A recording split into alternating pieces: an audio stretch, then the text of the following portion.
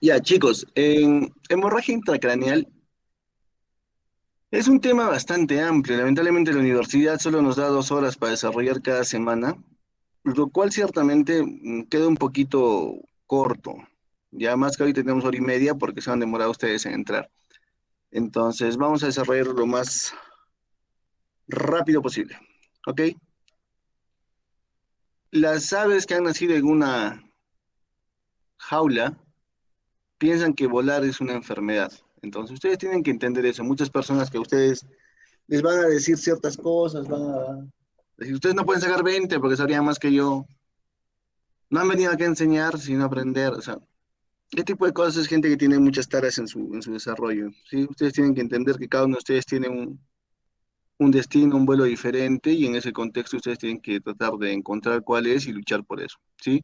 Siempre teniendo en mente de que nuestro principal objetivo como médicos es el bienestar del paciente.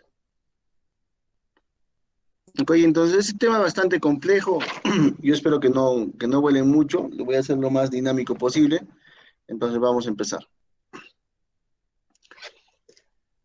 En hemorragia intracraneal se habla mucho de ictus también, ¿ya? Pero nosotros el concepto que tenemos de ictus es el concepto más que todo relacionado al, al DCB isquémico, ¿no? Pero el ictus cerebral en sí tiene o debería incluir lo que es también la hemorragia intracerebral, ¿ya? Obviamente va a ser un cuadro de inicio brusco, en el que se va a presentar una pérdida de funciones cerebrales por un trastorno de la circulación cerebral, ¿cierto? De ahí viene la palabra ictus, que significa golpe. Es la tercera causa de muerte y la primera causa de discapacidad en el adulto a nivel mundial. O sea, para el colmo de que si no te mata, te va a dejar recontra secuelado. Entonces, principalmente si eres joven, te va a dejar con muchos años de vida improductiva para la sociedad, lo cual tienes una carga para el Estado. Ya el 85% de los ictus son isquémicos y un 60% de las causas son arteriosclerosis, la cual también va de la mano con hipertensión y hipercolesterolemia. 25% son embolismos por patología cardíaca, especialmente en pacientes, por ejemplo, fibriladores o pacientes que tienen, por ejemplo, endocarditis en niños. Esto tenemos que cogerlo con pinzas, ¿cierto? Yo siempre les hablo de los porcentajes, son porcentajes de otros países, porque en nuestro país la parte de prevalencia e incidencia no está bien investigado y pese a eso, muchos de vuestros docentes, no voy a decir quién, Pablo Grajeda, por ejemplo, eh, no les gusta que hagan trabajos retrospectivos o prospectivos, quieren que investiguen, pero aún no tenemos ni siquiera la estadística real de los problemas que ocurren en la salud de nuestro país, entonces ese es un buen punto de partida, creo yo. ¿Sí? El código ictus es lo que conversábamos la vez pasada, ¿no? Que hay países, por ejemplo, como Suiza, Alemania, incluso Chile, donde existen este tipo de autos que tienen incluso tomógrafos dentro de la misma ambulancia, lo cual permite hacer un diagnóstico rápido y nos permite poder iniciar el tratamiento lo más antes posible. Recuerden que tiempo es cerebro, ¿no es cierto? El problema es este, los protagonismos, ¿no? Y que ya había ese consenso. Cuando llega un paciente a la emergencia, lo primero que dicen es, ¿está referido? Sí, pero ¿para qué especialidad? No, que no está, que yo no lo puedo recibir. No, que es para medicina, que es para cirugía, y en eso se pierde tiempo. Segundo, que ahorita lamentablemente en ninguno de los dos hospitales del Cusco ahorita hay un tomógrafo físico. En el hospital regional ha habido problemas en la compra, ya el Electric ha fallado terriblemente, y eso está repercutiendo directamente en la salud de los pacientes. Porque para hacer una tomografía ahora en mi hospital nos demoramos, lo mínimo que se demoran son entre 4 a 6 horas, lo cual antes lo hacíamos en media hora. Entonces, ese tiempo es un tiempo bien importante que se pierde para hacer el diagnóstico, ¿no? De igual manera, como hemos comentado en las clases anteriores, anestesia, UCI, son jugadores de este equipo que lamentablemente a veces nos bloquean. Porque ya yo quiero operar, por ejemplo, ayer, yo te he dejado 3 pacientes en el hospital que eran quirúrgicos y anestesia no nos ha dado anestesia. No nos ha dado sala porque había cesáreas, había otras patologías, entonces es un problema, ¿no? Igual las camas de UCI, que siempre va a ser un problema poder meter a los pacientes ahí porque siempre hay una falta de cupo en este tipo de unidades. La idea es construir protocolos adecuados y completos para atender más correctamente el ictus en su globalidad. Una vez más, repetimos, de que los protocolos Adecuados son aquellos que están y reflejan la realidad de un hospital. Seguir un protocolo, llevar un protocolo no es sacar el protocolo de atención del hospital de Barcelona y tratar de instaurarlo en un hospital donde no tenemos muchas cosas, ¿no? O hay otras cosas que son realmente mucho mejores, entonces tiene que ser una cosa real, ¿sí? Este es, debería ser un video.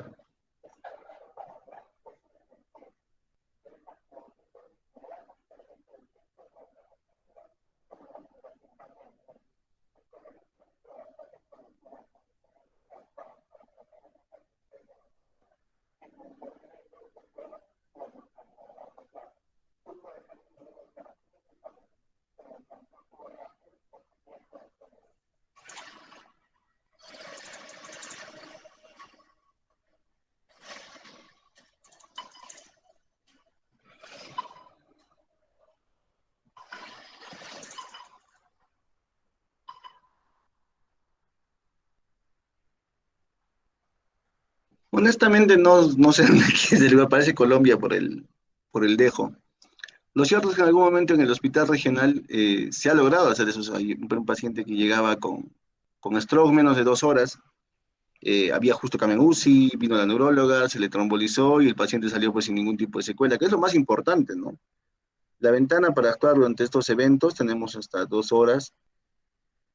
6, 8 horas incluso son todavía dables para colocarte en esteplacia o teneplacia, ¿no es cierto? Para la parte netamente ya quirúrgica o trombectomía, las ventanas son un poquito mayor. Algunos dicen 24 hasta 48 horas.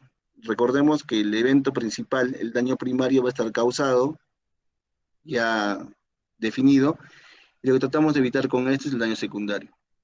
Pero una vez más, ¿qué ocurre en nuestros hospitales, no? Es exactamente como ven acá el doctor, simplemente no le interesa.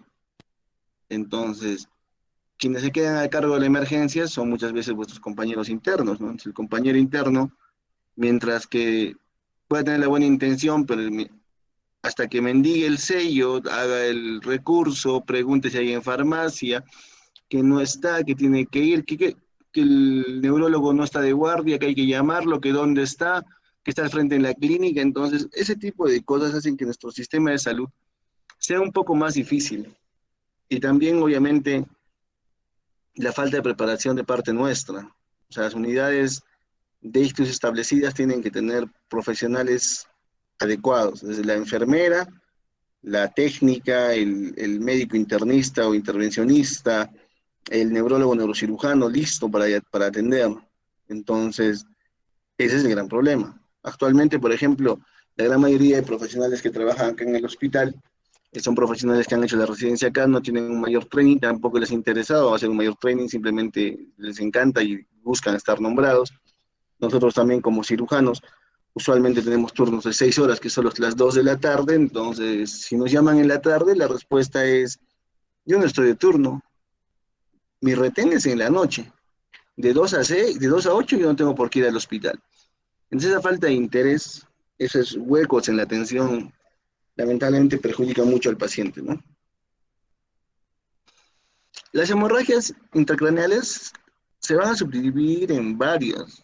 Ya tenemos que ver, por ejemplo, que va a incluir lo que es la hemorragia intraparenquimatosa, la hemorragia por hemorragia subarachnoidea, que va a incluir lo que es, por ejemplo, las típicas causas como son aneurismas, malformaciones, fístulas y demás. Entonces, como les digo, es un tema un poquito denso, pero vamos a tratar de resumirlo, ¿ok?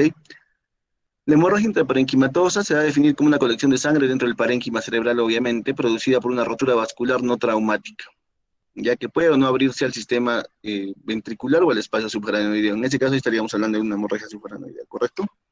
Tenemos imágenes acá en las cuales se observan ese tipo de hemorragias. Recuerden que estas hemorragias van a tener como punto principal de que no hay un antecedente de trauma. Ok, y como ustedes ven, por ejemplo, en la imagen de la derecha de sus pantallas, hay zonas de ya, pues acá de encefalomalacia, esto es un cerebro ya de un paciente adulto, ¿no? En cual se observa una hemorragia cerca de los núcleos y también hay un hemoventrículo. Hay sangre en los ventrículos, entonces eso conlleva también a mayor riesgo, igual que acá, a mayor riesgo de que este paciente pueda desarrollar incluso una hidrocefalia secundaria, ¿no? La epidemiología va a estar relacionada principalmente a la hipertensión arterial. En Europa se producen 15 casos, eso no nos interesa.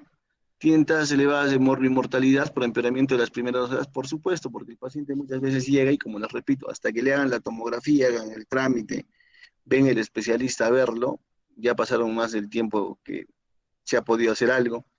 La mortalidad es próxima al 40% en el primer mes, solo un 20% son independientes a los 6 meses.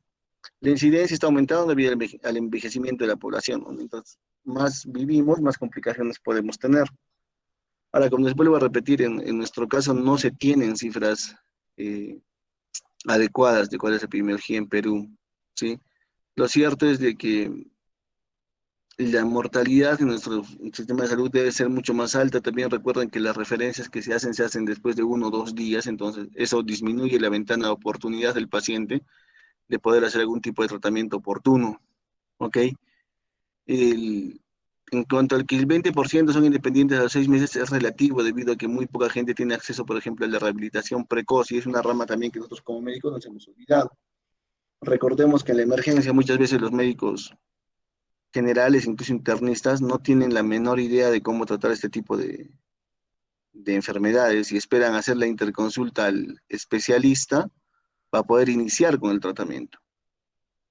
Entonces, lo mismo que yo les digo, ustedes tienen que llegar ya con un nivel de conocimiento básico para poder manejar las situaciones específicamente concretas del tratamiento médico y luego dejar que los especialistas, pongamos la parte quirúrgica, incluso la parte neurológica que es médica, puedan decidir qué más hacer, porque ustedes ya deben estar teniendo la idea de cómo actuar en estos casos, ¿ok? La etiología, como decíamos, primariamente va a estar relacionada a hipertensión arterial y angiopatía mieloide, que va a ser básicamente una degeneración en la pared de las arterias en pacientes ya adultos, ¿no es cierto? La hipertensión arterial crónica produce alteraciones degenerativas en la pared arterial también, eso lo sabemos. Hábitos como por ejemplo el tabaquismo no van a ayudar en ese tipo de enfermedades. La hemorragia secundaria va a ser menos frecuente, va a presentarse en pacientes jóvenes, en aquellos que utilizan, por ejemplo, algún tipo de anticoagulante o antiagregante, especialmente pacientes que tengan algún tipo de problema cardíaco, ¿no? Eh, Pacientes jóvenes que hayan tenido malformaciones vasculares o coagulopatías o abuso de drogas, ¿no? En algunos pacientes el uso de cocaína, por ejemplo, puede precipitar este tipo de patologías. Entonces, la localización, en el caso de los SBs hemorrágicos, principalmente van a estar cerca del tálamo y ganglios, ¿cierto? Es lo más frecuente. Ok, el resto son cuestiones que... eh, pregunta de examen puede ser, ¿no? O sea, en el caso de los desechos hemorrágicos, hemorragias intraparenquimatosas, ¿cuál es la ubicación más frecuente? La respuesta sería tálamo y ganglios basales. No necesito que me pongan 37%, 38%, 35.4%, con que me respondan tálamo y ganglios basales es más que suficiente. ¿Ok? La clínica es la de siempre. Eh, Va a venir acompañada de cefalea intensa y pérdida de conciencia, ¿no? Entonces, en las primeras 24, 48 horas posteriores a esto, si no se trata bien, si no es medicada, si no está apropiadamente tratada, va a conllevar a lo que sigue, ¿no? A esto, a estar muertos. Entonces, es bien importante el tratamiento previo. Y lo que decíamos anteriormente, ¿no? Siempre mantener el ABC, o sea, una buena vía aérea, una buena presión arterial media y evitar los daños secundarios. Yo sé que usualmente lo que nos van a referir todos es de que esto debe ser manejado en una U, si tienen que verlo, pero lo cierto es de que no hay disponibilidad pues, de camas en UCI. En ningún lugar del mundo va a haber una disponibilidad tan amplia. Lo que nosotros tenemos que tratar es ver principalmente en la parte de prevención, de promoción, para que la gente entienda cuán importante es eso, controlar la presión arterial, y segundo, también de iniciar el tratamiento de manera precoz. En el caso de las hemorragias cerebelosas, que vienen a ser un 8% aproximadamente de las hemorragias intraparenquimales, puede conllevar a hacer una hipertensión renal debido a hidrocefalia secundaria, porque hay una obstrucción, ¿no es cierto? Hay una hemorragia en el cerebelo, van a tapar lo que es tercer, cuarto ventrículo, no van a dejar circular líquido cefalorraquídeo y se produce hidrocefalia secundaria, ¿ok? ¿Qué podemos hacer en estos casos si es que fuese una cuestión de muy, muy urgente, que el paciente tiene problemas de coagulopatías y demás? Se puede colocar una derivación externa y eso le va a ayudar al paciente, ¿ok? Respecto a la angiotomografía, para poder descartar patología vascular subyacente, eh, yo creo que va a depender mucho de la experiencia del neurólogo o neurocirujano que lo puede evaluar, o el médico internista, ¿no? Porque lo cierto es que algunos tipos de hemorragia son bien típicos en ciertas patologías. O sea, por ejemplo, cuando hay una ruptura de aneurisma, si no hay realmente, por ejemplo, hemorragias subarachnoideas que se vea, por ejemplo, en ganglios basales o en cisternas basales, eh, es menos probable. Ahora, ha ocurrido también el problema de que muchas veces el paciente llega y no saben qué ha ocurrido. O sea, no saben qué ha sucedido, si es que primero tuvo la cefalea y luego se desmayó, o se cayó, se golpeó y producto de eso tiene la hemorragia. Entonces hay ciertas distinciones en cuanto al tipo de imagen que se maneja con una contusión o una hemorragia intraparenquimal, como le comentábamos hace un momento, la gran mayoría está cerca de los núcleos, ¿no? Y está bien formada. En caso de que hubiese, por ejemplo, una malformación, yo no lo veo como una cuestión difícil porque ya la malformación se ha roto y es más fácil sacarla. El problema es cuando es un aneurisma. Si es un aneurisma, por ejemplo, y uno entra a sacar la hemorragia, hay mucho chance de que vuelva a resangrar y en ese momento en sala sin los clips y sin el material adecuado es un poco difícil controlarlo. ¿Ok? De igual manera, por ejemplo, ¿no? Nosotros podemos visualizar acá la masa, que es la hemorragia que ha tenido, y podemos ver que probablemente el punto de salida haya sido este aneurisma que está con flechita amarilla, ¿no? Esto ya es con la angiotomografía, ¿ok? Algunos otros tipos de sangrado que son relativos, estos, por ejemplo, es un sangrado, acá, por ejemplo, es un sangrado traumático, miren, tiene un antecedente de fractura, tiene una contusión, una hemorragia y ha hecho un hemoventrículo bien, bien grande, ¿ok? De acá igual es una contusión, ¿sí? ¿Por qué decimos que es contusión solo viendo la imagen? Porque no está cerca de núcleos basales, entonces lo más probable es que sea una contusión por el tipo de sangrado que tiene.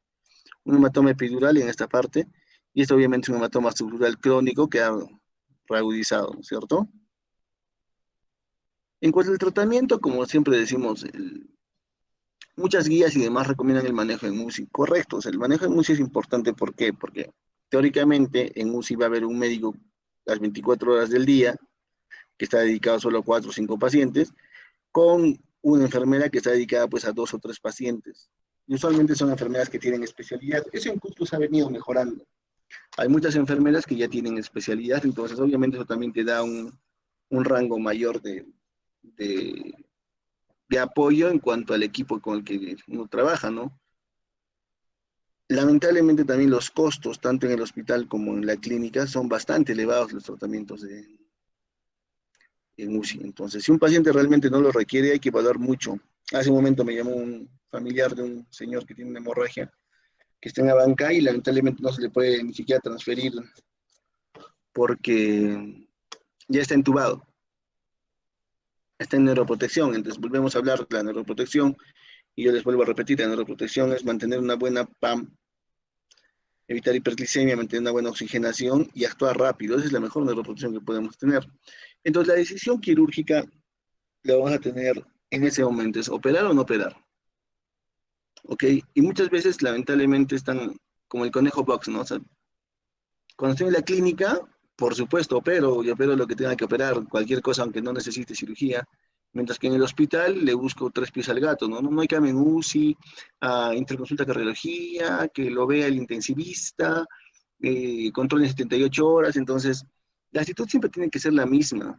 No es difícil tomar una decisión. Si es quirúrgico, si es una masa grande que está ocupando un espacio, es quirúrgico.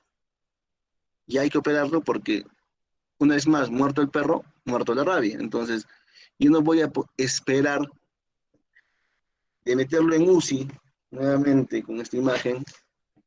Y los sociólogos, pues felices, como haga como el chimpancé, no es un chimpancé, es un mandril. Con el mandril felices los sociólogos, porque al final le ponen catéter nodo central, lo entuban y todo, y están ganando dinero, y la clínica también. Pero lo cierto es de que mientras no tratemos el problema de fondo, que en este caso es la hemorragia en sí, mientras sigue existiendo esa masa, o sea, el problema va a continuar, ¿no? La hipertensión cronónica se va a perpetuar hasta que yo pueda retirar eso. ¿Ok? Es igual, es una imagen de un DCB hemorrágico a nivel de cerebelo, ¿no es cierto? ¿Qué decimos acá? No hay una importante controversia sobre las indicaciones quirúrgicas frente al tratamiento médico solo. Lo cierto es de que no existe ninguna controversia. La hemorragia es una masa. La masa ocupa un espacio. Aumenta la presión intracraneana, hipertensión, claro, la presión intracraneana, produce hipertensión y eso es lo que va a conllevar que el paciente se deteriore. Entonces, ¿cuál es la controversia? Si la masa es la causa, saco la masa. Acá dicen, igualmente, en caso de cirugía, se ha de ser precoz o tardíamente. Eso lo he puesto en rojo porque obviamente he tomado algunos textos prestados, por así decirlo, por no decir hurtados.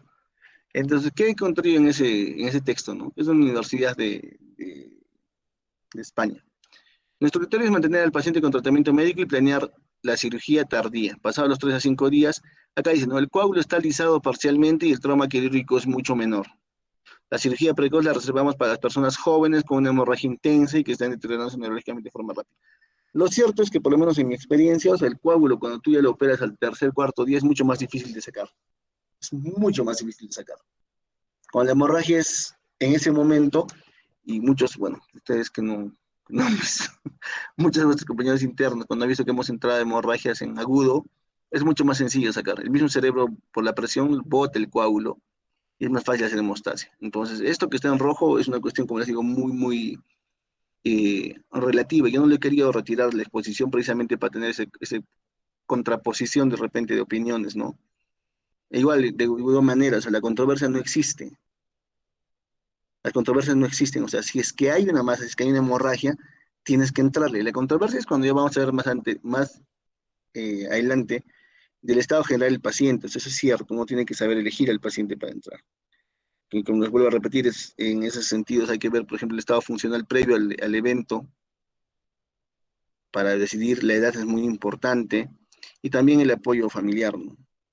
Porque les vuelvo a repetir, lamentablemente, querrámoslo o no, no es lo mismo vivir en Cusco ciudad que vivir pues una vez más en Checoperca o con Gata al fondo, ¿no? Porque ahí no, ya bastante silla de ruedas y no tienen ni siquiera pistas, todo es cascajo, entonces, o es una persona que vive sola, no tiene familia, entonces es muy, muy relativo, ¿ok? En cuanto a las técnicas quirúrgicas para la evacuación de hematomas, lo normal es hacer una craneotomía, ¿no es cierto? Y ahora hay técnicas menos invasivas, como por ejemplo lo que es el neuroendoscopía. Cóganse un videito de un minuto que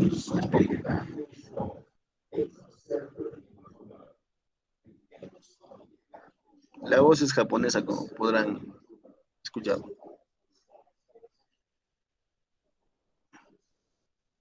Se hace un keyhole de 2 centímetros y miren cómo se introduce el dilatador, que es un tubo transparente.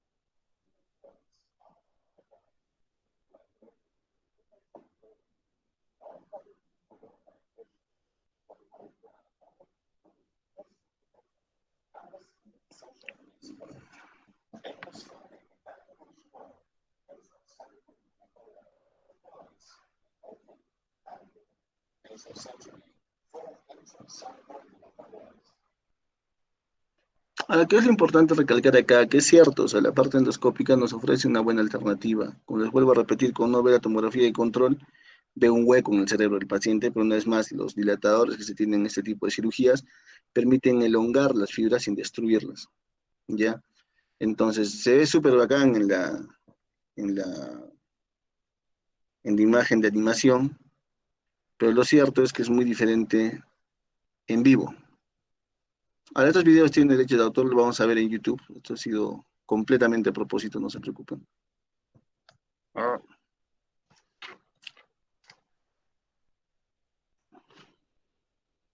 denme un segundo.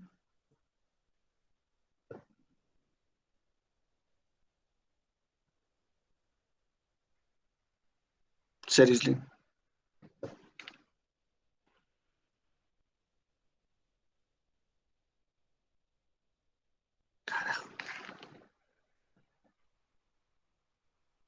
¿Qué demonios?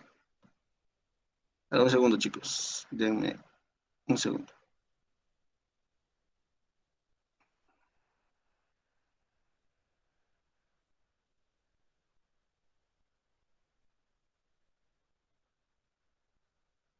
Ah, es que lo está abriendo acá.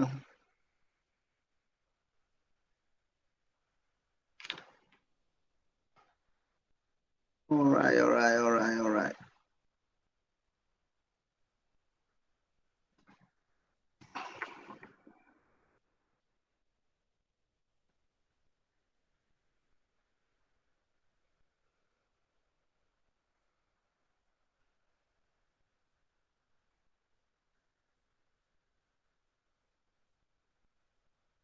Vamos a avanzar algunas partes que nos interesan. El planeamiento, por ejemplo, en este caso lo hacen con neuronavegación para ver cuál es la mejor ruta para llegar al hematoma.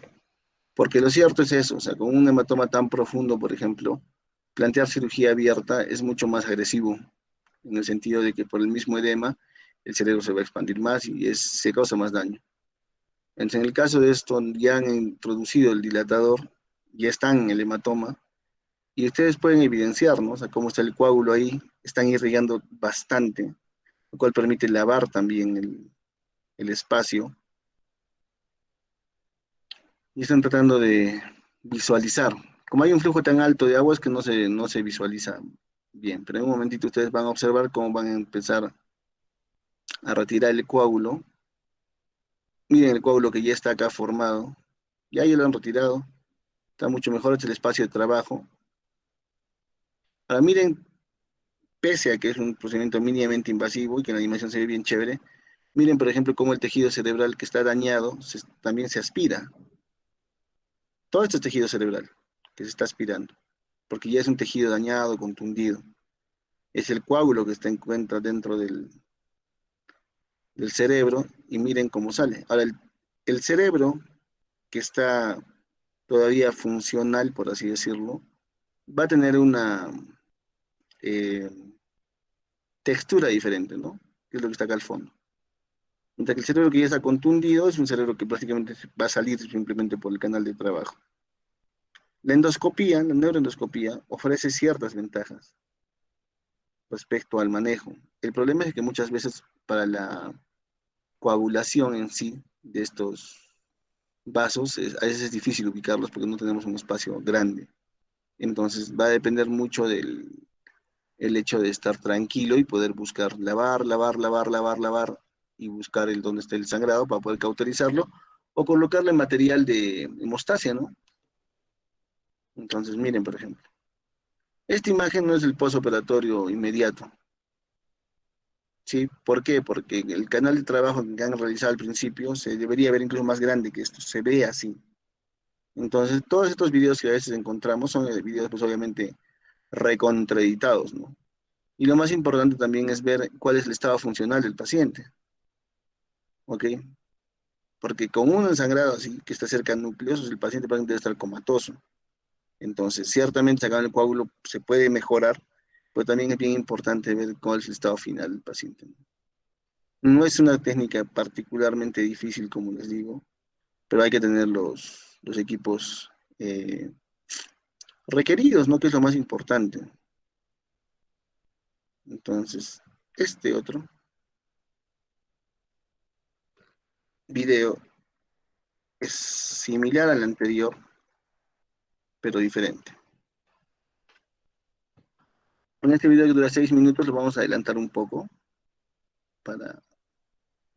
Miren, por ejemplo, cómo está el cerebro, o sea, cómo se daña también el cerebro. O sea, no es una cuestión de que, ay, mínimamente invasivo, no le voy a hacer nada, o sea, se daña el cerebro, porque con el retractor, con el tubo, con el canal de trabajo, también me estoy moviendo dentro del cerebro, ¿sí? Y hay un sangrado activo, miren, acá hay coágulos que están por acá arriba, que los va a empezar a lavar. Este es un video, por ejemplo, menos trabajado que el anterior, mostrando un poco más de repente la realidad de lo que es lo que uno se encuentra en sala, ¿no? Miren, hay un sangrado más rutilante, entonces hay que lavar, no tiene que asegurarse de que esté el campo operatorio seco. Acá ya está cauterizando, como pueden ver en esta parte inferior, ya se ven vasitos cauterizados, ¿no? Lo está quemando.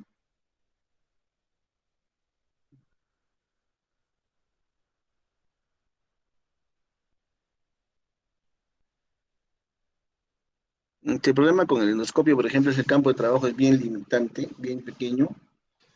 Lo bueno es que no es una visualización directa. Entonces, ahí, por ejemplo, el conocimiento de la anatomía, todo eso es bien, bien importante respecto, porque no podemos cauterizar todo lo que encontramos, ¿me entiendes? Tenemos que cauterizar solo estructuras que sepamos que cauterizándolas no vamos a causar ningún tipo de daño posterior.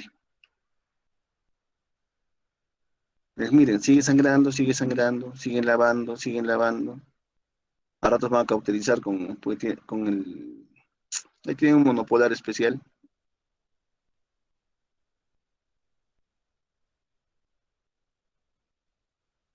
Miren todo el tejido que ya han cauterizado acá, ¿no? Va a estar cauterizando, sigue lavando, pero ya se va limpiando, ¿no?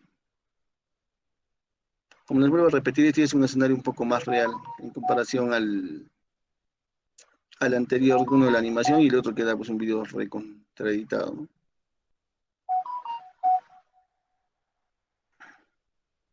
Noten cómo cuando lavan ya el líquido sale un poco de manera más clara. Y el truco es ese, es tener un poco de paciencia, no desesperarse, lavar, lavar, lavar, lavar y estar tranquilos.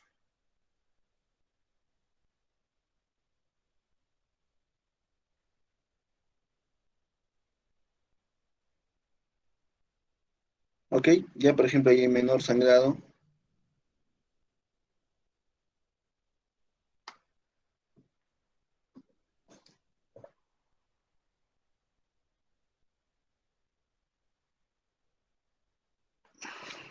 Ok, entonces son técnicas que se pueden hacer en un endoscopio, no es una cuestión eh, particularmente cara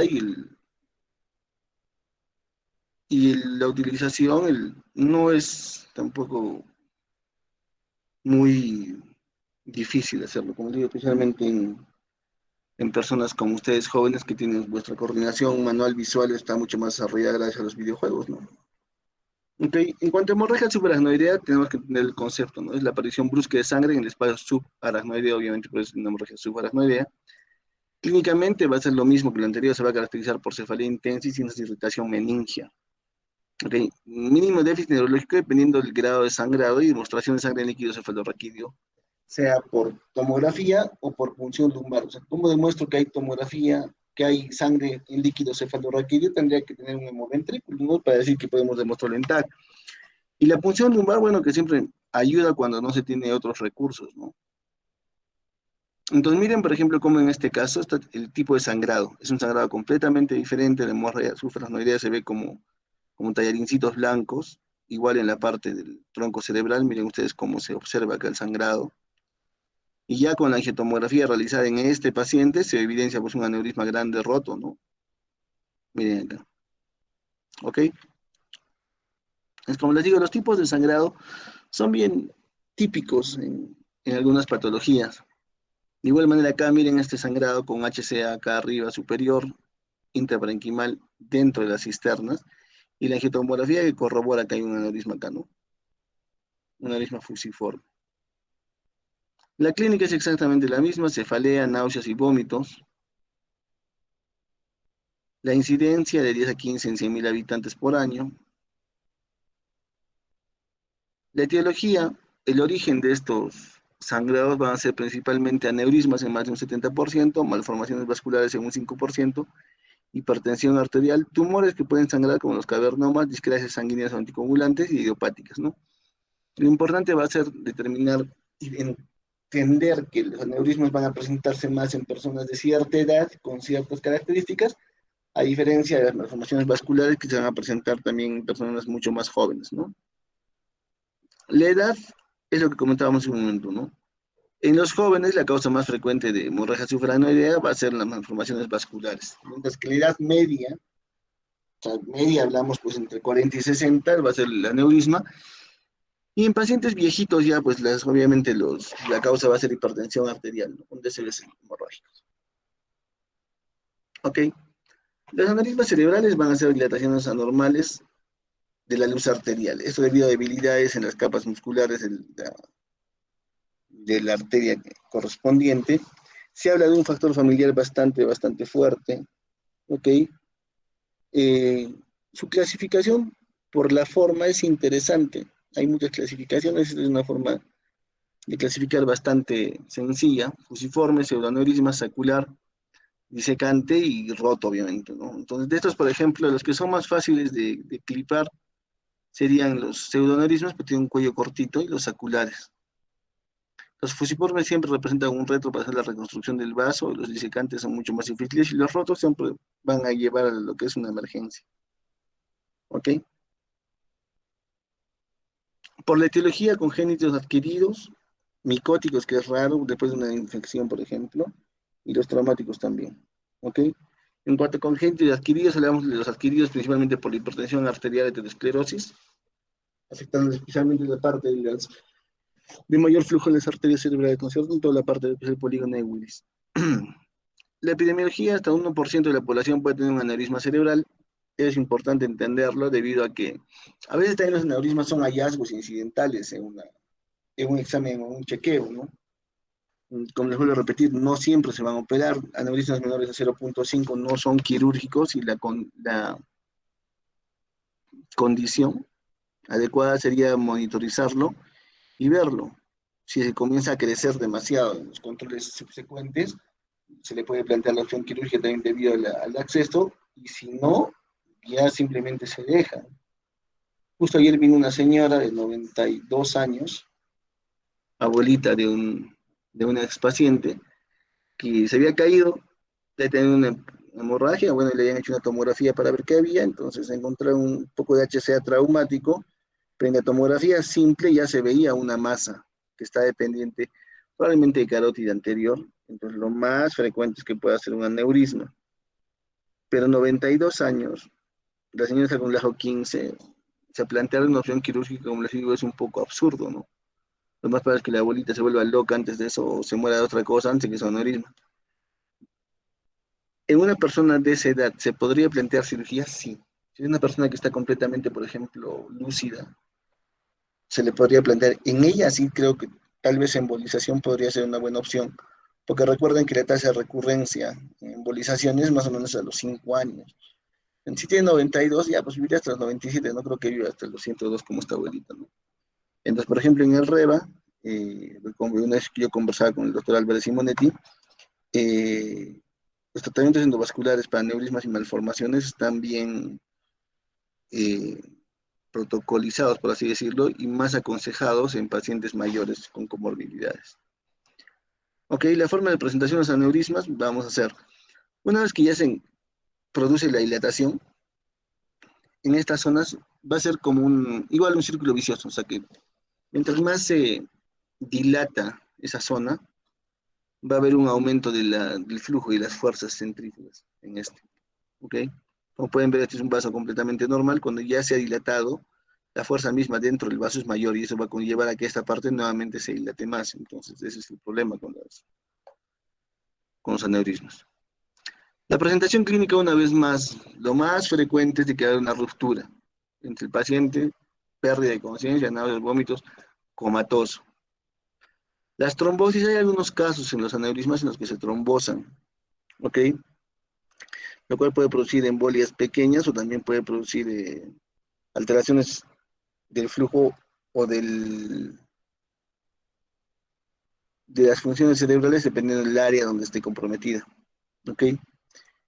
A veces algunos aneurismas pueden crecer hasta convertirse en aneurismas gigantes. Recordemos que los aneurismas gigantes, base pregunta de examen, son todos aquellos aneurismas mayores a 2,5 centímetros, ¿ok?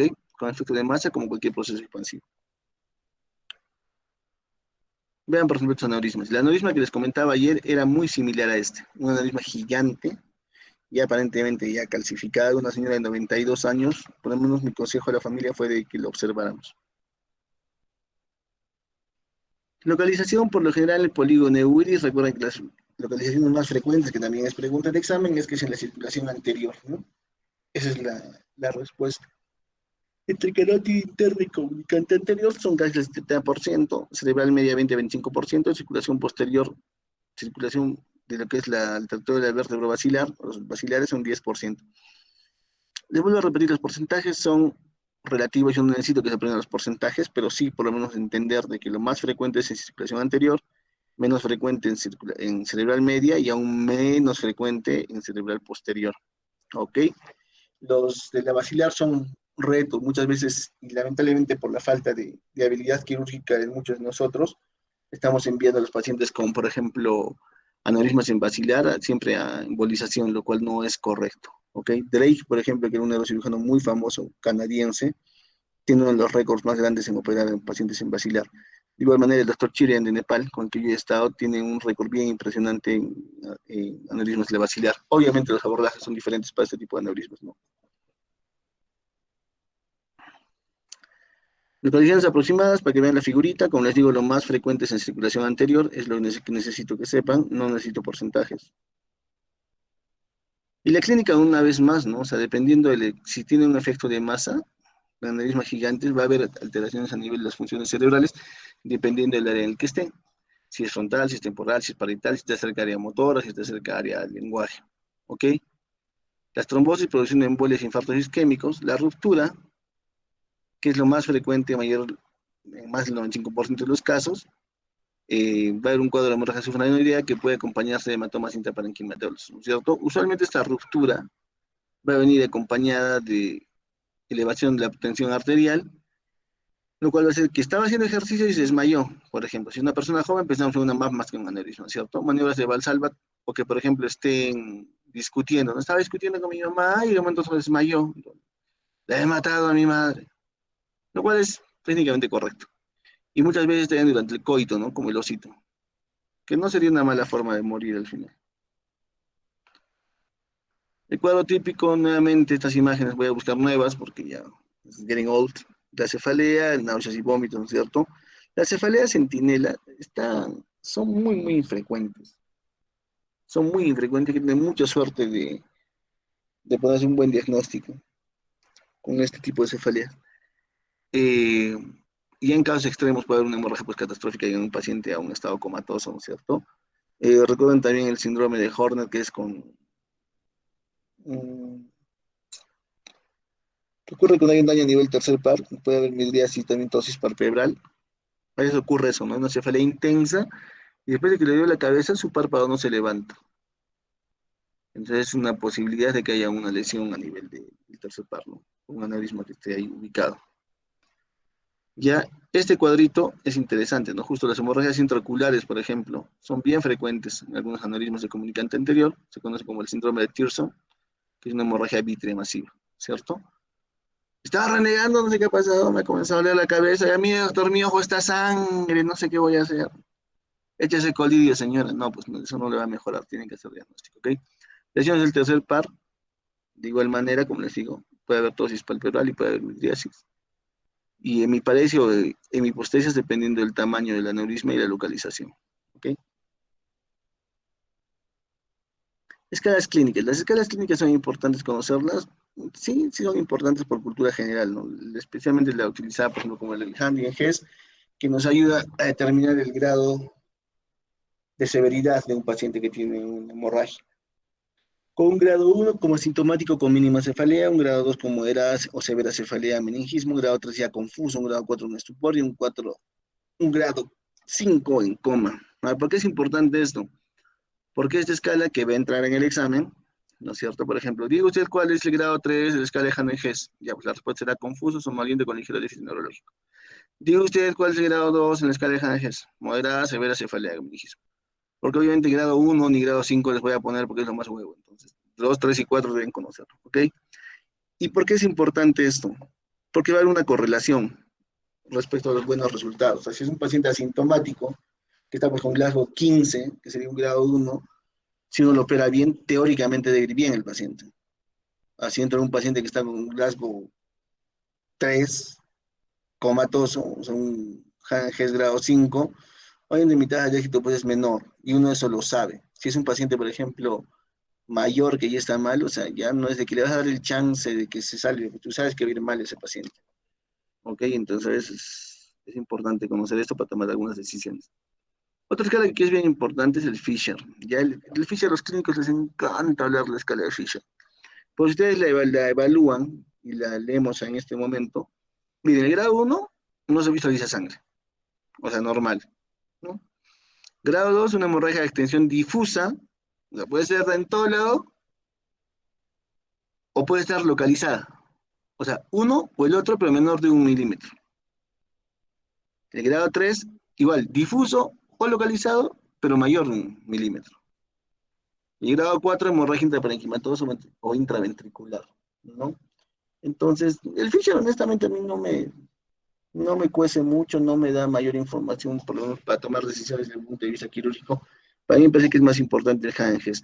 Esta escala de Fisher puede entrar en el examen, puede entrar. Si no encuentro más preguntas decentes para hacerles, puede entrar. ¿Ok? Y evidencia, ustedes, correcto, la hemorragia suprarrenal de estos blanquitos que se encuentran acá, como les vuelvo a repetir, todas las cisternas están completamente mojadas de sangre y probablemente el aneurisma se encuentra acá en la ruptura, ¿no? En este paciente, por ejemplo, hay invasión intraventricular, hay hemorragia acá, entonces.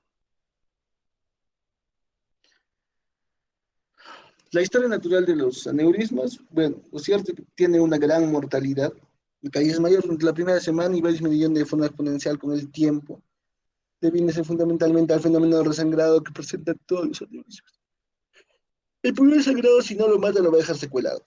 Es bien raro encontrar un paciente con lajo 15 después del primer sangrado. Dos, de que si no lo mata, si no lo operas en los 3 primeros días, eso, tienes que esperar 15 días para que pase el vasoespasmo. Porque recuerden que la sangre va a irritar y va a producir espasmo en las arterias. Entonces, a veces operarlo no es tan buena idea en ese momento. ¿Ok? Lo cierto es que también se juega la ruleta esperando 2 semanas a ver si no se le va. si no va a resangrar, ¿no? Usualmente el segundo sangrado o el tercero ya es mortal, no tiene sentido operar a los pacientes, ¿no? Acá dice, ¿no? De forma natural, los aneurismas producen la muerte en el 25% de los pacientes en la primera semana y el 50% mueren en el intervalo de 2 meses. Estamos hablando de una mortalidad de 75%. A ver, sí, pues más o menos. Y a los 5 años mueren todos, ¿no? Lo cierto es que si está, como les digo, bien operado, no tendría por qué. Y lo más importante es de repente hacer un diagnóstico oportuno en un momento bueno y operar lo más pronto posible, ¿no? Después de la primera hemorragia es eso, ¿no? O sea, estamos jugando un poquito con la muerte. Ya otra vez son porcentajes de respecto a cuán mortales son los aneurismas. Lo cierto es que la mortalidad es bien alta, va a depender del estudio y el lugar donde se haga, pero les vuelvo a repetir, en centros como el nuestro, o sea, en Cusco, por ejemplo, la mortalidad de aneurisma pues es súper alta porque no tenemos los recursos para operar aneurismas. Y algunos colegas hacen el denodado esfuerzo de operar, pero con lupas o sin los instrumentos adecuados es bien difícil. Se lo operan, pero el paciente igual se muere, ¿no? Entonces, eso no es tan cierto si tienes lo que se necesita para hacerlo de mejor manera, ¿ya?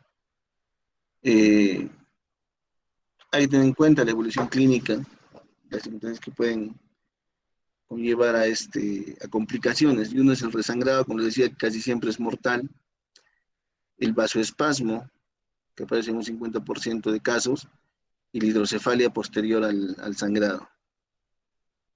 Ahora, ¿por qué les pongo esta imagen de Shane? Porque muchas veces nosotros como cirujanos nos valemos de hablar de estas complicaciones simplemente para justificar nuestra falta de habilidad o nuestra poca preparación para algunas cosas. Déjenme buscar un ratito algo que necesito.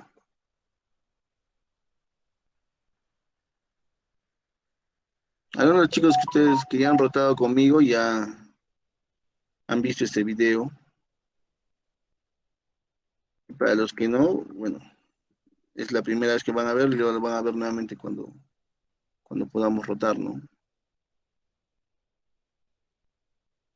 Entonces, si ustedes ven acá, por ejemplo, en este video, van a ver una zona hipodensa a nivel más o menos parietal posterior, ¿ok? Este es un paciente que hemos operado en Lima, que posterior a esa cirugía despertó pues con un déficit bien marcado, ¿ya? Entonces, ven esta zona hipodensa, ¿no es cierto? Todo este negrito de acá,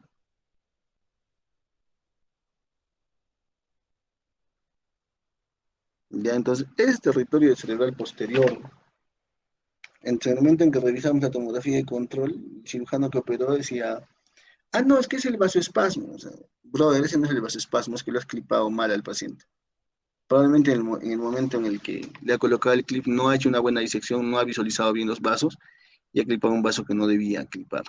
Entonces, por eso les coloco esta imagen acá. O sea, muchas veces esto del resangrado, el vasoespasmo principalmente y la hidrocefalia son complicaciones completamente previsibles. ¿Cómo previenes, por ejemplo, el vasoespasmo después de una cirugía, por ejemplo? Tienes que lavar bien todo lo que es las cisternas y todo el espacio de personalidad, tratar de lavarlo. Hay pacientes que utilizan, médicos que utilizan papaverina, utilizan incluso, por ejemplo, nimodipino intratecal, o sea, intraoperatorio. Pues lo principal es evitar la manipulación excesiva de los vasos, hacer una disección prolija y un buen lavado. El hecho también de colocar, por ejemplo, clips temporales previos a la cirugía no es a veces muy buena idea. Entonces, por lo menos hasta donde yo he aprendido, es mejor hacer una buena disección, tomarse el tiempo y secar bien y colocar el clip directamente.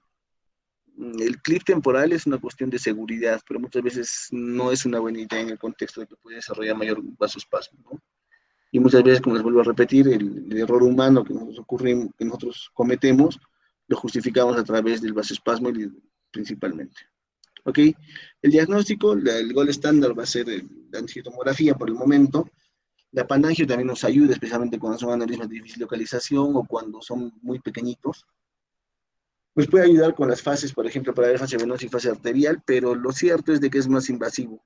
Y a veces también cuando hay espasmo no permite visualizar bien con panangio. Entonces, por lo general, una angiotomografía va a ser más que suficiente. Es un estudio rápido, es un estudio seguro. El otro es una eh, angioresonancia, también es una posibilidad. Falange en tercer lugar. Y la punción lumbar ya pues es una cuestión prácticamente anecdótica, ¿no?